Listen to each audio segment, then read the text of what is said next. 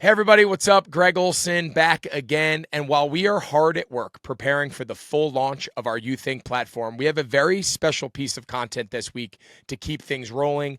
Dr. Michael Gervais was unquestionably, based on audience feedback, one of the most popular guests from season 1 of You Think. So good, in fact, that we had him on twice, and he shared his amazing perspective on coaching, parenting, and being an athlete with us for over 2 hours of conversation. We watched it all back, and we prepared a best of Dr. Michael Gervais featuring some of his best answers to the questions you are all asking in your own home. This is one that I am really excited to share with all of you. I mean, it covers conversations such as cultivating an environment for growth, the state of youth sports in our country today, the importance of the mental side of the game at all levels, conversations you should have with your child, both after good and bad games or practices. Please enjoy the amazing Dr. Michael Gervais here on You Think.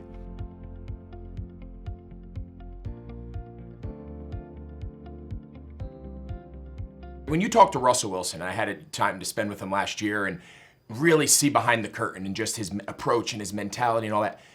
But how do we correlate, and how do we bring that to teaching my 10-year-old son, right? It seems like on the surface, it seems like a very complicated conversation to say, hey, you need to be like Russell Wilson, you need to develop it.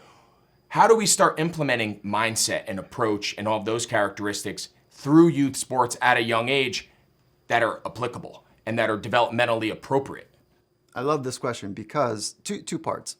One is I would hope that we don't say, you should be like Russ. Yeah. You should be like Mike. You should be like whomever. Like what we want to do is to help cultivate, based on our conversations with our little people, them to be their very best, whatever that is. And it's the aspiring to it that is the magic. It's not being it necessarily. It's the want, it's the interest, it's the environment that supports the right risk taking to be able to invite people to get right up on the edge and to love that. So before I go into the characteristics, I think this is materially important. You mentioned it earlier. Parents are one of the reasons that people leave sport. Kids leave sport before the age of 11. The majority of kids leave sport before the age of 11. It's the car ride home. Yeah. It's also, there's an economic thing involved in it as well. There's an access bit. There's also coaching that's involved here. You know, good and bad, but 11, majority of kids leave sport by 11 that feels like we are really butchering this beautiful, opportunity for kids. So the car ride home, if you're talking about the way that we have conversations with kids, this is one of the most important parts of your kid loving going for it or feeling shameful or nervous about reporting to an adult how they did. So the simple question on the car ride home is, or the simple engagement is something like this. I love watching you go for it.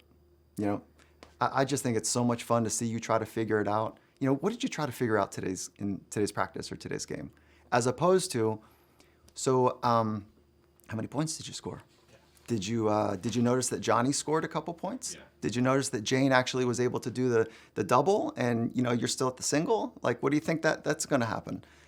And so it's rewarding in the conversation, the becoming. And that is the essence of how parents can show up in a meaningful way.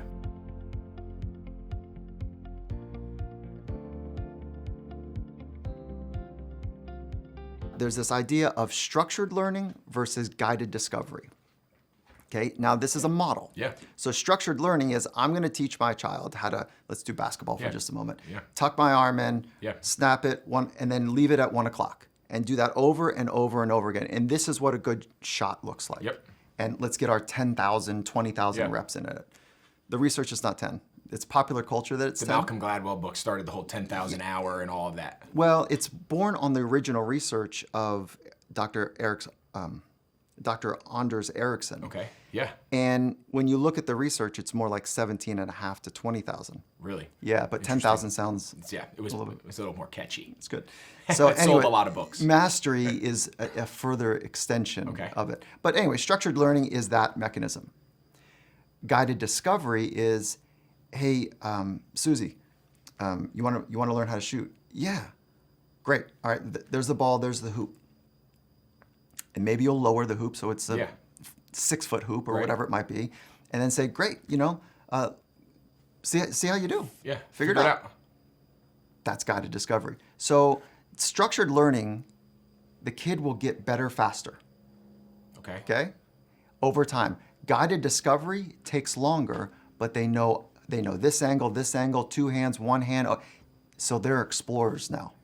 So it goes back to first principles. Yeah. Do you want them to be great at precision and rote, or do you want them to be explorers of their capabilities? And that's a larger conversation. It might be better for them as basketball players in both the immediate and the near future, but as people, creative minds, problem solving, critical thinking, and I would also, maybe it's not. But yes, and I would also add to it is that if I were to pick a team and I was pressured within 18 months to win something, structured learning. Yep.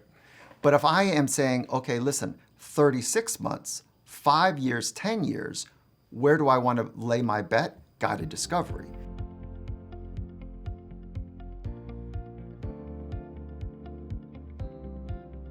Let's talk about coaching for a minute, like sport coaching. There are amateur coaches, there are performance-minded coaches, there's high-performance coaches, and then there's masterful coaches. If you think about that as a bit of a hierarchy.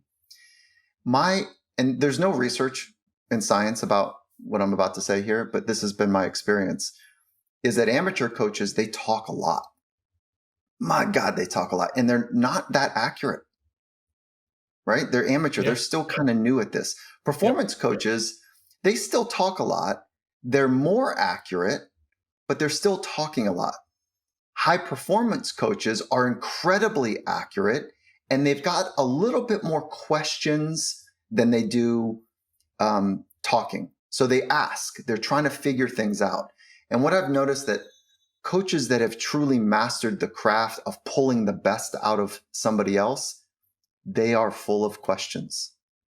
And they present almost like they don't know because they're so fascinated with what it really takes to unlock. It's not simple, son. It's actually quite amazing how something takes place. So the masterful coach is asking lots of questions. And it's like, if I mix another metaphor, it's like teach a kid how to fish, like he's fed for life, as opposed to that idea of like, just go, hey, the fish are over there. Just go drop your pole over there. You'll be fine. That's like more of an amateur kind of performance coach, if you will. So I think the art of questions is really good.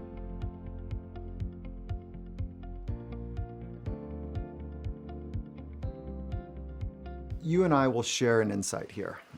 And if people knew what I knew about youth sport as a vehicle to become a professional athlete, to become an Olympian, parents would not be pushing their kids. If they knew the dark side, the scar tissue, the cost, the low self-esteem, the high anxiety, the suicide flirtation,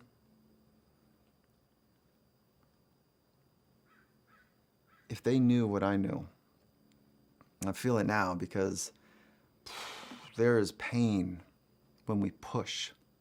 There's pain when we're speaking to the doing only, and we are abandoning the essence of the spirit of the being.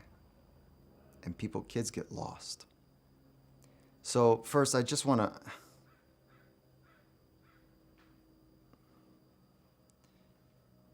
if we're not working from a place of true support, and we're not working from an earnest place to help them be the most beautiful soul that they can be, we are fundamentally wrong. And so there is a dark side to youth development. And if we don't get it right, we set up an adult experience for a long time where the scar tissue is too high. And so it's one of the most sacred positions is a mentor.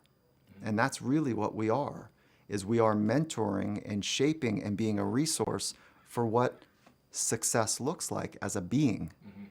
And if we're overly keyed up about later success, and we're not fully present seeing this beautiful little soul trying to figure it out, a little scared, a little excited, like bringing joy to it. And then all of a sudden we hammer them on top of it because when they're 10 years older, when they're 9 to 19, it's serious now. Yeah. So I need to prepare you now because it's going to be serious. Like, holy shit, like, how long it takes to have any sense of mastery. Yeah. It takes a long time. And if we don't find joy in it, we won't spend the time in it over, really days a year. So the dark side is so high. And I think that parents benevolently want the best and coaches benevolently do want the best. And so it's just a moment to say, check in of where we're coming from. And most of us that are earnest and we want to pour into a young mind and a young body, we have a little anxiety because we didn't quite get all of it right when we were kids. That's why we're so on it at your age and my age to want to give back. If we can do nothing else other than honor the essence of the child and help them understand how to work with their mind to enjoy stress. Yeah. And so stress doesn't mean it's bad. Like we use that word like that it's a bad word. It's actually the mechanism to get better. Yeah. Yeah. Okay, there is a small twist in what I was saying that maybe got missed. And I think this will give you some relief, actually. So what I said was, if you knew what I knew, you, meaning not you, Greg, but you pejoratively, you wouldn't be pushing your kids. And so so the thought underneath there is that what I've seen for years, and this is working with two types of folks, literally the athletes and the families of the best in the world, and then those that are thinking that it should have worked out, but it didn't. And that's a very thin line. And it's only less than 1% of folks actually make it, to the pros. And that means 99% of folks that are trying and working towards it, it doesn't work out in the way that they hoped it would. So the washout is heavy. When we push our kids, when we challenge them in a way that is over the line, if you will, and we lose the spirit of the child for the spirit of success, what ends up taking place is that child ends up not knowing how they matter. And they consistently will look outside of themselves to see if they're okay. There's this haunt. Yeah, there's a haunt that lasts for a long time. We call it an echo chamber, whatever, or not an echo chamber, but call it an echo that's reverbing, which is this sense, am I okay?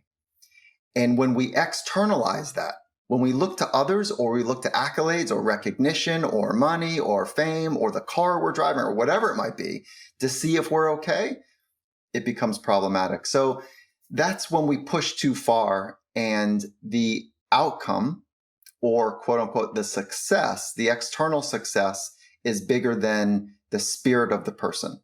And that's where I've seen some incredibly difficult life experiences take place for people.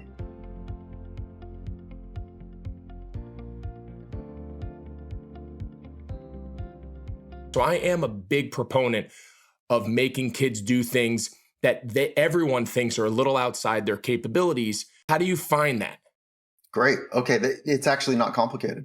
So I agree with your tenet here, which is if I can create, and this is how I think about it, like exchanging ideas here, is that if I can create an environment that supports and challenges the child to go further than they thought they could go, I feel like I'm doing a great job as an adult in their life. Okay. So I think therein lies the answer: support, then challenge. So what happens for many people is that the support piece is missed and the challenge is evident. So once you get the support, it's almost like that's the safety net, and the support, and then you can encourage them to climb as high as that you think that they can go and to jump because you got a safety net. Not to mix metaphors too much here, but the support comes from who are you? What do you like? What is your unique worldview as a kid? How do you process information? What scares you? What excites you? It's really understanding the kid and then making sure that they understand that your care for them, this is such a big point. Your care for them is not dependent on how well they do. Your care for them, and I mean care in the deepest way, and then is separate but related to, because you're using this thing about sport to show them that they matter, to show them that, going forward and being uncomfortable and being on the edge of risk, all of that is part of becoming a strong human, a capable human. And so, it's support then challenge. And then you create the environment for people to go for it. And you celebrate the going for it as much as you do the success. And I think you got it. I think what a striking, it just kind of caught me, like what an interesting way to put it. Their success is not how you value them, right? And I try to have this conversation with my kids all the time where it's not so much that I need you to be successful. I don't need you to be a great baseball player, soccer player, whatever it is. But it is important to me that you become the best version at what you love to do. Right. So, for example, if my kid tells me, I want to be a great baseball player, I want to play high school baseball, I want to make this team or soccer, whatever it is. I say, okay. I said, if you want to do that, I will be there every minute of my ability to give you the insight, the tools, the leadership, whatever it takes to achieve that goal. If you don't achieve it, that doesn't mean all this work wasn't worth it. Right. So that was the way I always kind of framed it, but you framed it in such a more, such a better way. Obviously, like, I think that's so valuable for our families to understand, like, as you're pushing your kid and as you're practicing with them and working with them to meet these little goals of making this team or becoming a starter or whatever the little incremental goals are, along the way, constantly remind them that if they don't achieve that immediate goal in the near future, you're still my child. I still love you. I'm still your parent. I'm proud of the work you put in. I'm proud of overcoming adversity. I think that's such a strong point, and I hope everyone kind of takes that with them from listening to this.